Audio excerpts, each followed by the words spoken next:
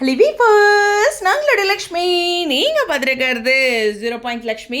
So ரொம்ப இம்பார்ட்டண்டான ஒரு நியூஸ் ஸ்ப்ரெட் ஆகிட்டு இருக்கு, உங்களுக்கும் தெரியும். அது மட்டும் இல்லை, எஸ்ஏ பற்றி நிறைய கூடுதலான இன்ஃபர்மேஷனும் இந்த வீடியோவில் பார்க்கலாம்.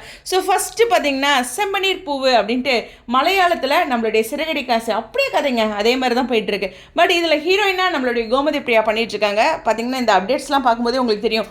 பிரிங் பேக் கோமதி பிரியா அப்படின்ட்டு ஒரு ஹேஷ்டாக் போட்டு பயங்கரமாக ட்ரெண்ட் பண்ணி ஏஷியா எல்லாருமே டேக் பண்ணி அவங்கள வந்து திரும்ப கூட்டிகிட்டு வாங்க அப்படிங்கிற மாதிரி சொல்லியிருக்காங்க. இந்த நியூஸ் வந்து ஓரளவுக்கு போயிட்டுருக்கு அப்படிங்கிறது எல்லாத்துக்குமே தெரியும். ஸோ இந்த இடத்துல இனிமேல் கோமதி பிரியா அங்கே ஜஸ்டிஸ் பண்ணியிருக்காங்க அவங்களோட ஆக்டிங்க்கு. ஏன்னா அங்கே டிஆர்பி வேறு லெவல். அந்த 14+ டிஆர்பிலாம் மலையாளத்தில் எப்பவுமே வந்துடும். பாண்டியன் ஸ்டோர்ஸுமே அங்கே அப்படியே எடுத்து பண்ணாங்க, அவங்களுக்கும் அங்கே ஹிட்டு. இதே மாதிரி சிறகடி காசே எடுத்து பண்ணுறாங்க, அங்கேயும் ஹிட் அப்படிங்கிறது தான். பட் ஆனால் கோமதி பிரியா செம்ம ஹார்ட் ஒர்க். இங்கேயும் 15 நாள் அங்கேயும் 15 நாள் நிறைய விஷயங்களை வந்து இந்த சீரியலுக்காக அவங்க லேர்ன் பண்ணியிருக்காங்க அப்படின்ட்டு. அந்த பூ கட்டுறதுலேருந்து, அதாவது கண்களால் பூக்களை பார்க்காம கட்டணும், அந்த மாதிரி பேசிகிட்டு இருக்கும்போது கேஷுவலாக கட்டுறது, அந்த மாதிரி ஒரு எக்ஸ்பீரியன்ஸாக காட்டணும் அப்படிங்கிற லெவலுக்கு டேரக்டரை சொல்கிறத அப்படியே செஞ்சுருக்காங்க. அவ்வளோ ஒரு ஹார்ட் ஒர்க், நிறைய விஷயங்கள். அவங்களுக்கு டான்ஸ் பரதநாட்டியம் கூட தெரியாது, அதை இந்த அளவுக்கு பண்ணியிருக்காங்கன்னு அவங்களுடைய இந்த குட்டி குட்டி இன்டர்வியூஸ் அப்புறம் இந்த ஸ்டேஜ்லாம் பேசும்போது பார்க்கும்போது பயங்கர ஆச்சரியமாக இருந்தது. ஏன்னா உண்மையுமே சொல்லணுன்னா விஜயம்மா வந்து பயங்கர டான்ஸர்னு எல்லாருக்கும் தெரியும். பட் கோமதி பிரியாவும் அதை சூப்பராக பண்ணியிருக்காங்க. இந்த மாதிரி எஃபர்ட்லாம் எடுத்து எவ்வளோ சிரமப்பட்டு இந்த ஸ்டேஜுக்கு வந்திருக்காங்கிறது தெரியும். பட் இந்த இடத்துல வந்து தெரியல, ரீசன்ஸ் வந்து நிறைய விஷயங்கள் போயிட்டுருக்கு. ப்ரொடக்ஷன் வந்து என்ன சொல்கிறதுனா, அவங்களுக்கும் ப்ரொடக்ஷனுக்கும் கொஞ்சம் ஒத்து வரல அப்படிங்கிற மாதிரி சொல்கிறாங்க. ஒரு 2 நாள் அவங்களால லீவ் அது மாதிரி கேட்டிருக்காங்க போல், தொடர்ந்து பயணிக்கிறதுனால மேபி அதுவும் கிடைக்கல அப்படிங்கிற மாதிரி. ஏதோ ஒரு கட்டாயத்தில் ரீப்ளேஸ்மெண்ட் ஆயிருக்காங்க அப்படின்ட்டு எக்கச்சக்கமான விஷயங்கள் வந்தாலும் கண்டிப்பாக வந்து ஒரு பிரேக் கொடுத்துருக்கலாங்க.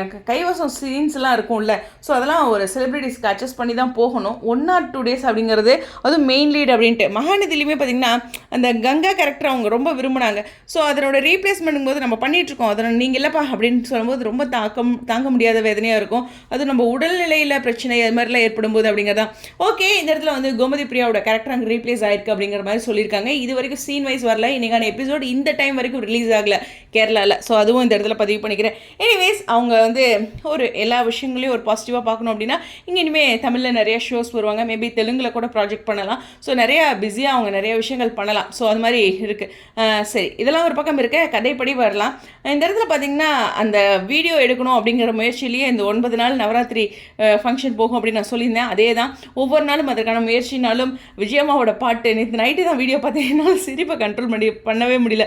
ஒரு 11 மணி இருக்கும், விழுந்து விழுந்து சிரிக்கிற மாதிரி பண்ணியிருந்தாங்க. நல்ல ஒரு ஜாலியாக அப்படின்ட்டு.